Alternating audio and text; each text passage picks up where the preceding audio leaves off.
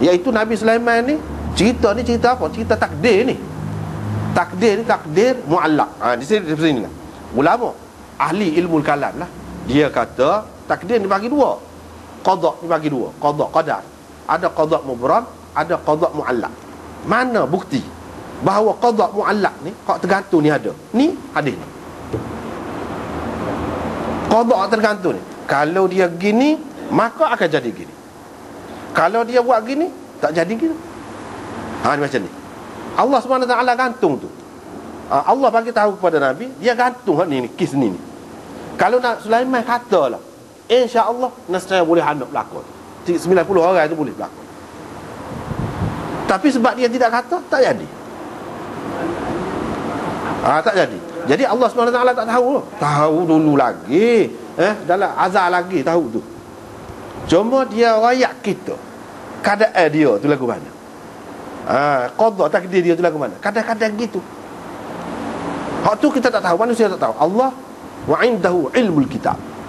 Wa indahu ilmul kitab. Di sisi Allah ibu segala kitab. Mana ibu ilmu ni duduk dengan dia.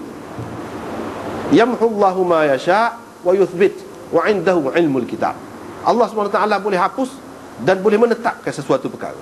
Tetapi pada dia ibu segala pengetahuan. Dia boleh hapuskan. Orang ni mati, tapi kerana dia buat gini-gini, dia tak mati. Kalau dia ambil sebab.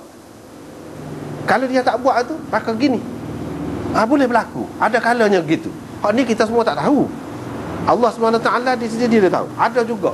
Buatlah mana-mana pun, mesti mati dah orang. Siapa ada masa dia. Hak tu hak mubram. Apa panggil? Hak muallaq ni lagu sat ni. Inilah bukti bahawa qada muallaq itu ada. Takdir muallaq itu ada. Iaitu dia kata, kalau Sulaiman kata, tapi waktu dia tak kata, maknanya Allah SWT gantung tu. Kalau gini, maka gini. Tapi dia tak buat, dah lah. Dalam ilmu Allah SWT memang dia tahu dah Nabi Sulaiman tidak akan dapat anak ketika tu. Dia tahu dah. Tapi dia gantung gitu. Dia gantung gitu. Supaya apa? Supaya kita ni ada buat sesuatu lah. Ada ikhtiar, ada usaha. Ada usaha. Jangan kita kata dah takdir tak boleh nak, tak ada apa dah. Tak boleh nak apa. Kita tak tahu waktu tu. Takut waktu termasuk dalam qada muallaq untuk kita.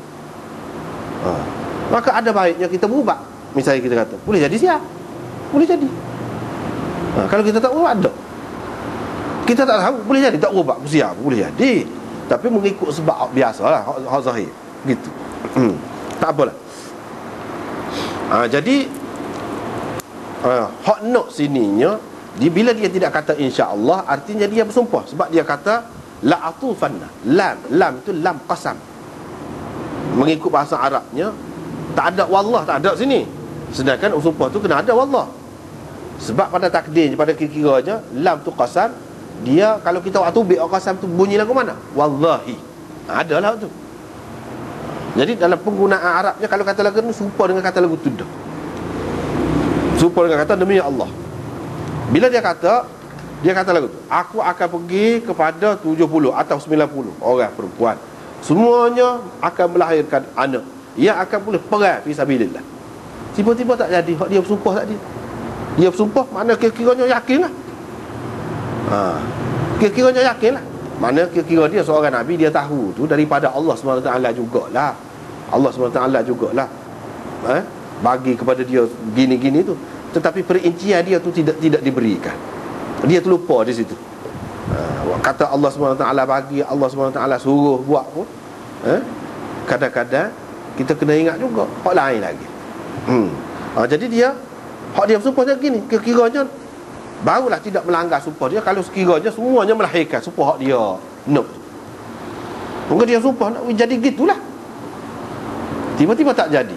Ini bermakna tak jadilah apa hak dia sumpah. Artinya kalau mengikut syariat kita ni, kena kafarah lah, kena bayar kafarah lah. Tapi kalau dia kata insya-Allah, dia tidak kena bayar kafarah apa-apa, sebab dia tidak melanggar sumpah dia tu. Kalau dia kata insya-Allah, yang ni kalau Allah nak, maka akan lahirlah 90 orang anak. Kalau Allah tidak nak, dah. Ni Allah SWT tidak nak, sebab tu tak jadi. Jadi mana tidak ada apa-apa pelanggaran. Ni Macam pelanggaran lah ada. Bila melanggar, maka kena bayar kafarah. Gitu. Hak bak kita nak ni. Hak bak kita ni cara kau tu lah, cara kau sumpah tu. Kalau ada pengecualian, maka tidak akan berlaku pelanggaran terhadap sumpah itu. Tapi oleh kerana tidak ada pengecualian, jadi Nabi Sulaiman jadi sudah langgar lah. Mana tak betul lah apa hak dia sumpah tu. Tidak berlaku.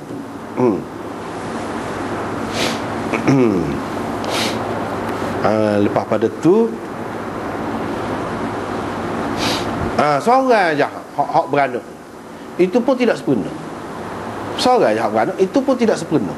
Separuh orang. Separuh ni lagu mana? Boleh jadi cacat, boleh jadi cacat lah kita kata. Separuh ni sebelah tu hidup, sebelah tu mati misalnya kita kata. Atau walik atas kau, walik bawah kau, walik mana-mana kau. Separuh manusia.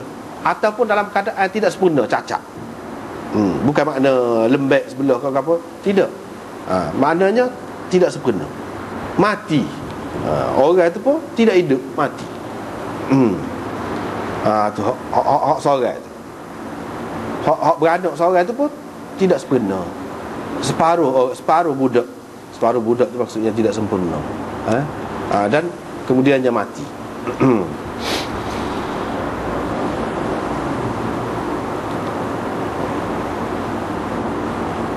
Lepas pada tu di sini ada cerita lagi. Ada cerita lah. Setengah-setengah ahli tafsir tu dia kata hak dalam ayat tu, walaqad fatanna Sulaiman wa alqaina ala kursiyyihi jasadan thumma anab, berkait dengan cerita ni lah. Dia kata termasuklah yang kata begitu, iaitu Mahmud Al-Alusi dalam tafsir dia Ruhul Ma'ani, dan Abu Sa'ud. Dia kata apa? Dia kata hak maksud dalam ayat tu, kami telah uji Sulaiman, dan walaqad fatanna Sulaiman wa alqaina ala kursiyyihi, dan kami letakkan di atas takhta dia tu satu jasad. Thumma ana, kemudian Nabi Sulaiman pun kembali kepada Tuhannya. Kembali itu maksudnya bertaubat, istighfar kepada Tuhannya. Maknanya ingat kepada kesalahannya. Jadi hak maksud jasadan tu, ia diletakkan di atas takhta dia tu, budak saja lah. Budak saja. Jadi tak tahu beranak seorang tu lagi tu letak situ. Dia terkejut tengok, ini hasilnya. Ini hasilnya hak semalam dia kata nak pergi, maksud dia gini-gini, nak suruh jadi mujahid. Orang fisabilillah nak boleh naik kuda tu maksudnya hebatlah. Orang. Ni hasilnya. Jadi dia pun bertaubatlah. Thumma anab, kemudian dia pun bertaubat, ingat kepada Tuhan. Jadi setengah-setengah ahli tafsir mengaitkan ayat tu dengan cerita ni. Hak sebetulnya dalam riwayat sahih tak ada satu pun sebut. Sebab tu Ibnu Kathir kenapa dia tak terima? Dia tak terima. Sebab apa, dalam riwayat ni tak ada satu pun yang sebut ada kaitan dengan ayat tu. Ni. Budak ni diletakkan di situ atas kursi tu ataupun atas takhta tu. Tak ada. Tak ada satu pun yang sahih. Dan hak ni mengikut Hafiz Ibn Hajar, dia kata semuanya diambil daripada naqash, perawi. Dan perawi ni perawi yang mungkar, mana tak boleh diterima riwayat dia. Begitu juga Imam Bukhari dalam tafsir dia, dalam Bukhari dia, ketika menyebutkan ayat tu dia tak mari hadis ni. Sedangkan hadis ni banyak tempat dia tak mari. Tempat-tempat lain dalam bab sumpah pun ada, dalam Kitabul Anbiya pun ada, dan banyak tempat lagi dia tak mari hadis ni. Tapi di situ tak ada. Menunjukkan Imam Bukhari dia tidak saja. Kalau dia tak ubah tu, makna dia nak ayat hadis ni tak ada kaitan dengan hak tu. Hak kata ada kaitan tu tidak kuat. Tapi apa yang buat gitu? Pasal dia nak cari kesesuaian lah. Kalau tidak, ayat tu kita nak tafsir lagu kan. Jasad tu menasabahnya jasad muda. Betul menasabahnya. Ada pula ahli tafsir yang lain, dia nak cari kesesuaian. Dia kata seperti Imam Razi. Dia kata Nabi Sulaiman tu Tuhan uji, jadi dia sakit. Sakit tak boleh buat apa, lembek atas kursi, atas takhta dia. Tuhan uji dia lagu tu. Kemudian dia pun kembali ingat kepada Tuhan. Lepas pada tu Tuhan pun bagi sihat semula kepada dia. Dia buat gitu tu. Itu pun tak ada hadis. Tak ada hadis.